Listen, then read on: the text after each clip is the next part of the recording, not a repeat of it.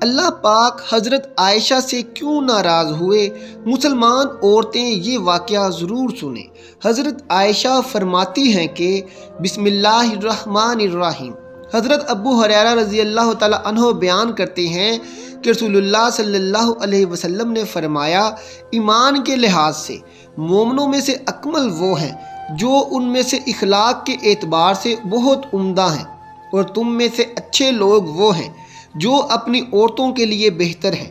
ایک مرتبہ آپ صلی اللہ علیہ وسلم باہر سے تشریف لائے، گھر کے صحن میں سیدہ عائشہ صدیقہ رضی اللہ تعالیٰ عنہ کو دیکھا کہ پیالے سے پانی پی رہی ہیں۔ وہیں سے آپ صلی اللہ علیہ وسلم نے ارشاد فرمایا، اے حمیرہ رضی اللہ تعالیٰ عنہا، تھوڑا پانی میرے لیے بھی بچانا۔ غور فرمائیں، بیوی امتی ہیں، شوہر نبی صلی اللہ علیہ وسلم ہیں، برکت نبوی صلی اللہ علیہ وسلم کی ذات کے ساتھ ہمیشہ وابستہ ہوتی ہیں، مگر سبحان اللہ، آپ صلی اللہ علیہ وسلم اپنی رفیقہ حیات رضی اللہ تعالیٰ عنہا کے بچے ہوئے پانی کو پینا چاہتے ہیں۔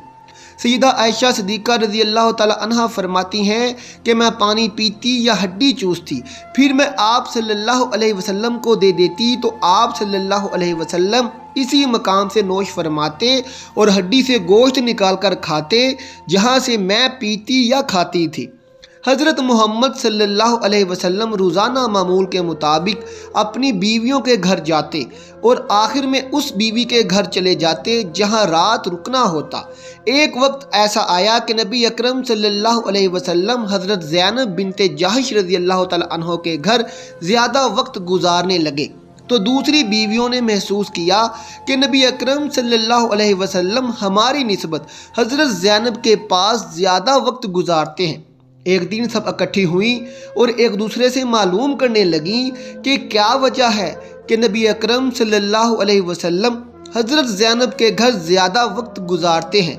تو معلوم ہوا کہ حضرت زینب رضی اللہ تعالیٰ عنہ کے گھر کسی رشتہ دار نے شہد کا تحفہ بھیجا ہے، اور حضرت زینب رضی اللہ تعالیٰ عنہ وہ تحفہ روزانہ رسول اکرم صلی اللہ علیہ وسلم کی خدمت میں پیش کرتی ہیں، جو کہ نبی اکرم صلی اللہ علیہ وسلم کو بہت زیادہ پسند ہے۔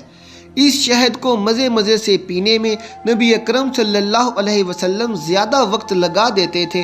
اسی وجہ سے حضرت محمد صلی اللہ علیہ وسلم کا زیادہ وقت حضرت زینب کے گھر گزرتا رہا۔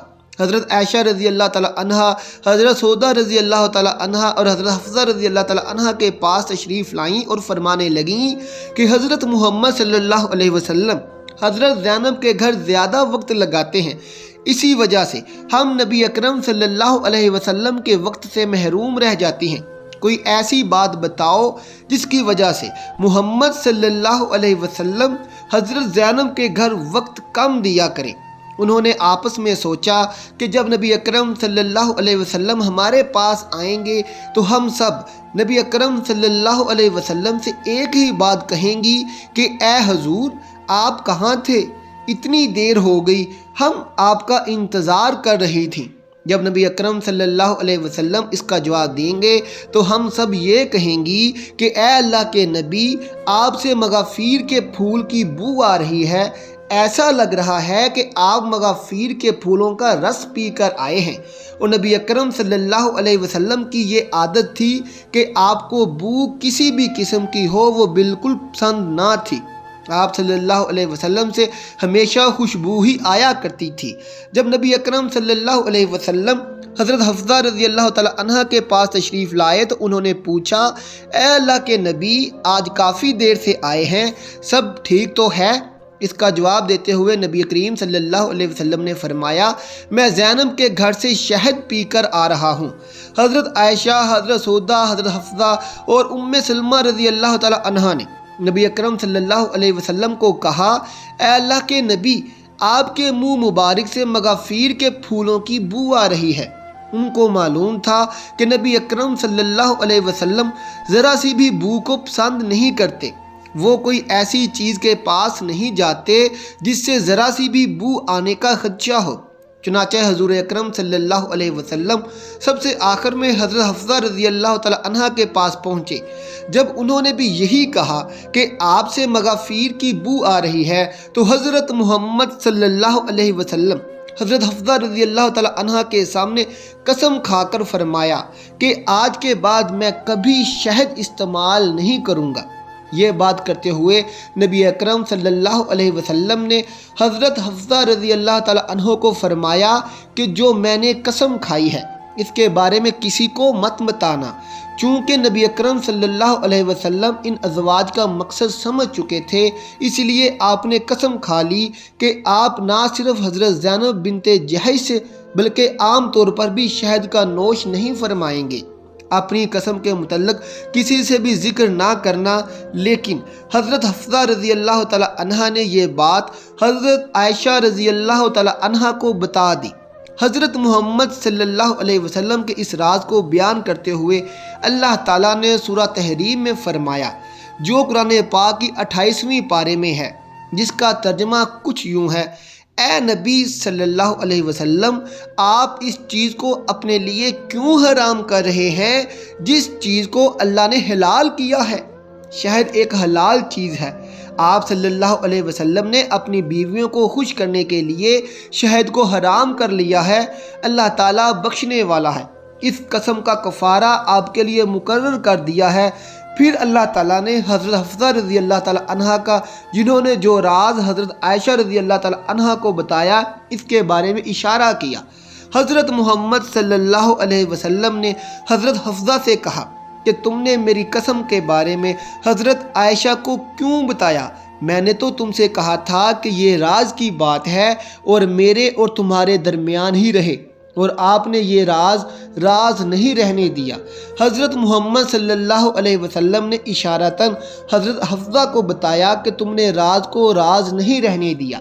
پھر حضرت حفصہ رضی اللہ تعالی عنہ نے حضرت محمد صلی اللہ علیہ وسلم سے پوچھا کہ آپ کو کس نے بتلایا کہ میں نے راز کو راز نہیں رہنے دیا؟ نبی اکرم صلی اللہ علیہ وسلم نے حضرت حفصہ کو فرمایا، مجھے میرے رب کائنات نے بتلایا ہے کہ حفصہ نے راز کو راز نہیں رہنے دیا۔ اس نے حضرت عائشہ کے سامنے اس کا ذکر کر دیا ہے۔ اب اگر تم دونوں اللہ کی بارگاہ میں توبہ کر لو تو اللہ معاف کرنے والا ہے، اللہ تم دونوں کو معاف فرما دے گا۔ اگر تم اپنی ضد پر اڑی رہو گی تو اللہ تعالیٰ تم پر سخت ناراض ہوں گے۔ اللہ تعالیٰ اور اس کے فرشتے میرے مددگار ہیں۔ سورہ تحریم آیت 1 تا 5 میں اللہ پاک اس واقعے کو یوں فرماتے ہیں: اور یاد کرو جب نبی نے اپنے بعض عورتوں سے ایک پوشیدہ بات کہی، بس جب اس نے اس بات کی خبر دی اور اللہ نے اپنے نبی کو اس بات پر آگاہ کر دیا تو نبی نے تھوڑی سی بات تو بتا دی اور تھوڑی سی ٹال دی۔ پھر جب نبی نے اپنی اس بیوی کو یہ بات بتائی تو وہ کہنے لگی کہ اس کی خبر آپ کو کس نے دی؟ کہا، سب جاننے والے، پوری خبر رکھنے والے اللہ نے مجھے یہ بتلایا ہے۔ اے نبی کی دونوں بیویوں، اگر تم دونوں اللہ کے سامنے توبہ کر لو تو بہتر ہے، یقیناً تمہارے دل جھک پڑیں گے، اور اگر تم نبی کے خلاف ایک دوسرے کی مدد کرو گی تو یقیناً اس کا کارساز اللہ ہے، اور جبرائیل ہیں، اور نیک اہل ایمان اور ان کے علاوہ فرشتے بھی مدد کرنے والے ہیں۔ اس کے بعد حضرت حفصہ اور حضرت عائشہ رضی اللہ تعالی عنہ نے اپنی غلطی تسلیم کرتے ہوئے اللہ پاک سے توبہ کی، اور پھر اللہ کے نبی صلی اللہ علیہ وسلم نے اپنی قسم کا کفارہ ادا کیا۔ اگر یہ کوئی عام بندہ بات کہہ دیتا تو اس کو کسی بھی دی ہوئی قسم کا کوئی فرق نہ پڑتا، لیکن نبی اکرم صلی اللہ علیہ وسلم تو اللہ کے نبی ہیں، ان کی ہر ایک بات منہ سے نکلی ہوئی سچ اور حق ہے۔ اگر اللہ پاک نبی کی اس قسم پر کفارہ مقرر نہ کرتے تو یہ رہتی دنیا تک شہد پینا منع فرما دیا جاتا۔ اللہ تعالیٰ نے نبی اکرم صلی اللہ علیہ وسلم کو اس لیے قسم کھانے کا کفارہ مقرر کیا کہ اگر میں کسی چیز کو حلال کرنے والا ہوں تو آپ صلی اللہ علیہ وسلم اس کو حرام کیوں کر رہے ہیں؟ سورہ نجم میں اس طرح حکم آیا ہے کہ میرے نبی اپنی مرضی کے مطابق بات نہیں کرتے، وہ وہی لوگوں کے سامنے بیان کرتے ہیں جس کا میں حکم دیتا ہوں۔ آپ اپنی بیویوں کو خوش کرنے کے لیے ایسا ہرگز نہ کریں، کسی کی خاطر بھی حلال کو حرام نہ کرو اور حرام کو حلال نہ کرو، ورنہ اپنے منہ سے ایسے الفاظ نہ کہو اور نہ ہی اس پر عمل کرو۔ آج کے دور میں انسان زبان سے تو حرام نہیں بول رہا، انسان حرام پر عمل کرتے ہوئے اس بات کا بھی خیال نہیں کرتا کہ ہم حرام کام کو سر انجام دے رہے ہیں۔ آج کل ہمارے نزدیک حرام نام کی تو کوئی چیز ہی نہیں، ہم گناہ کرتے ہوئے محسوس ہی نہیں کرتے کہ ہم گناہ کر رہے ہیں۔ اللہ پاک سے دعا ہے کہ اللہ ہمیں نیک کام کرنے اور برائیوں سے دور رہنے کی توفیق عطا فرمائے، آمین ثم آمین۔ آخر میں ناظرین کمنٹ باکس میں ایک بار سبحان اللہ ضرور لکھ دیں۔ ملتے ہیں آپ سے اپنی اگلی ویڈیو کے ساتھ، تب تک اپنا اور اپنے پیاروں کا بہت خیال رکھیے گا۔ اللہ حافظ۔